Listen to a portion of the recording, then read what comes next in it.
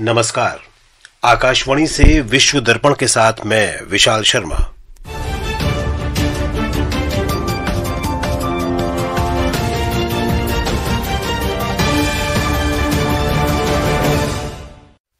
मुख्य समाचार। भारत की बेटियों ने क्रिकेट में इतिहास रचा। दक्षिण अफ्रीका को फाइनल में 52 रन से हराकर पहली बार आईसीसी महिला विश्व कप जीता। बहरीन के विदेश मंत्री अब्दुल लतीफ बिन रशीद अज़ियानी 2 दिन की भारत यात्रा पर नई दिल्ली पहुंचे। अमेरिका के राष्ट्रपति डोनाल्ड ट्रंप ने चीन को चेतावनी दी है कि वो ताइवान पर हमला करने का परिणाम जानता है। और अफगानिस्तान के हिंदुकुश क्षेत्र में 6.3 तीव्रता का भूकंप। अब समाचार विस्तार से। देश की बेटियों ने क्रिकेट में इतिहास रच दिया है। कल रात नवी मुंबई में आईसीसी महिला विश्व कप के फाइनल में भारत ने दक्षिण अफ्रीका को 52 रन से हराकर पहली बार विश्व कप जीता। सारे जहां से अच्छा हिंदुस्तान हमारा नया विजेता मिला है इस विश्व को, और वो विजेता है भारत। पहले बल्लेबाजी करते हुए भारत ने 7 विकेट पर 298 रन बनाए। जवाब में दक्षिण अफ्रीका की टीम 246 रन ही बना सकी। शेफाली वर्मा ने शानदार 87 रन बनाए और 2 विकेट भी लिए। उन्हें प्लेयर ऑफ द मैच घोषित किया गया। मैंने स्टार्टिंग में ही बोला था, भगवान ने यहाँ मुझे कुछ अच्छा करने के लिए भेजा है और आज बहुत ज्यादा खुशी है, वर्ड्स में बयान नहीं कर पाऊंगी। बट मुझे अपने आप पे कॉन्फिडेंस था कि मैं अपने आप पे बिलीव रखूंगी और अपने आप को काम रखूंगी तो मैं कुछ भी कर सकती हूँ। सबका बहुत ज्यादा सपोर्ट था, सब मुझे समझाते रहे कि हाउ टू प्ले एंड ये फाइनल कितने इम्पोर्टेंट है मेरे खुद के लिए, पूरी टीम के लिए। तो आज बस यही दिमाग में था, कैसे न कैसे रन बनाने हैं, टीम जीतनी चाहिए।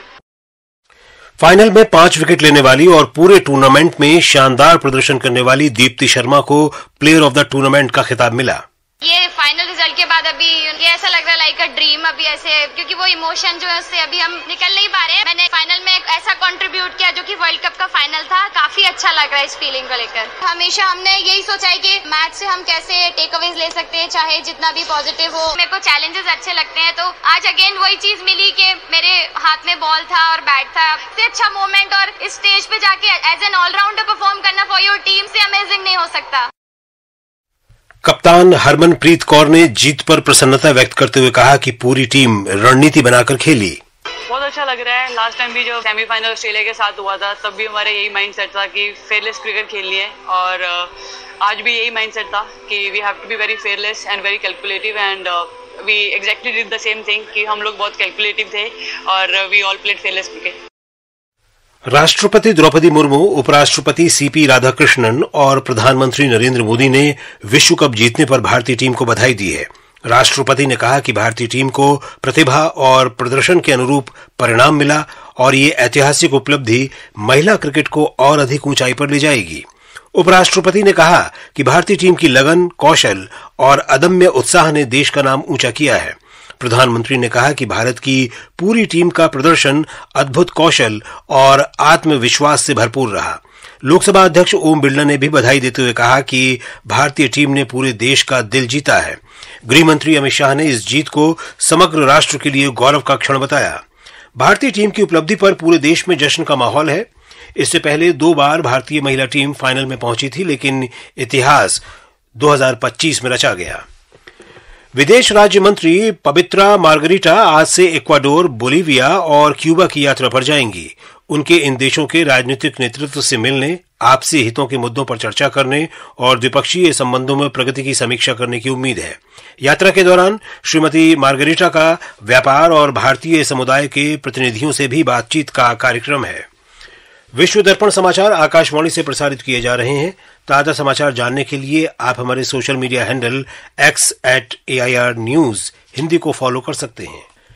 International federation of journalists IFJ ने पाकिस्तान में मीडिया की आजादी पर बढ़ते खतरे पर चिंता प्रकट की है।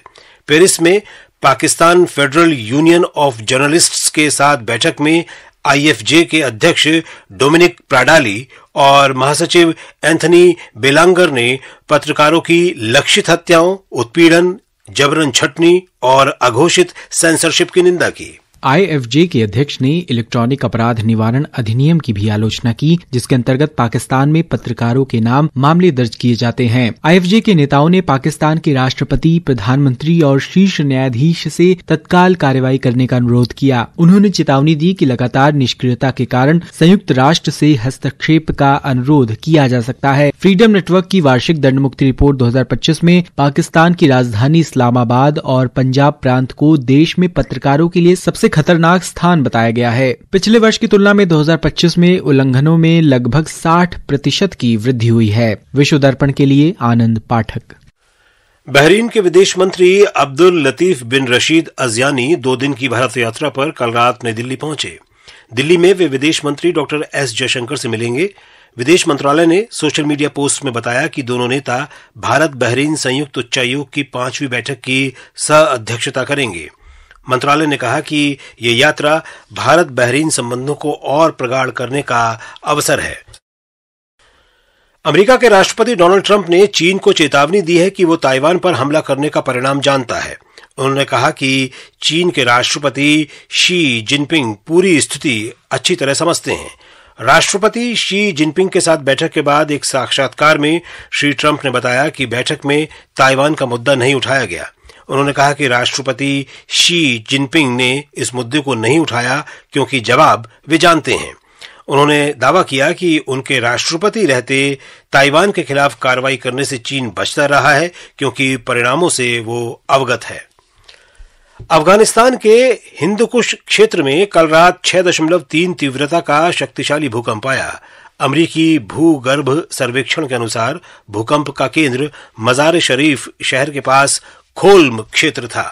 मज़ारे शरीफ में लोग दहशत में आधी रात को घरों से बाहर निकल आए। राजधानी काबुल में भी भूकंप के झटके महसूस किए गए। अमरीकी भूगर्भ सर्वेक्षण ने अपनी त्वरित भूकंप आकलन प्रणाली में ऑरेंज अलर्ट जारी किया है और आपदा के व्यापक असर से बड़ी संख्या में लोगों के हताहत होने की आशंका व्यक्त की है। पाकिस्तान सीमा के पास पूर्वी अफगानिस्तान में 31 अगस्त को 6 तीव्रता के भूकंप में 2200 से अधिक लोग, जबकि अक्टूबर 2023 में 6.3 तीव्रता के भूकंप से 4000 लोग मारे गए थे। विश्व दर्पण के लिए मैं फरहत नाज।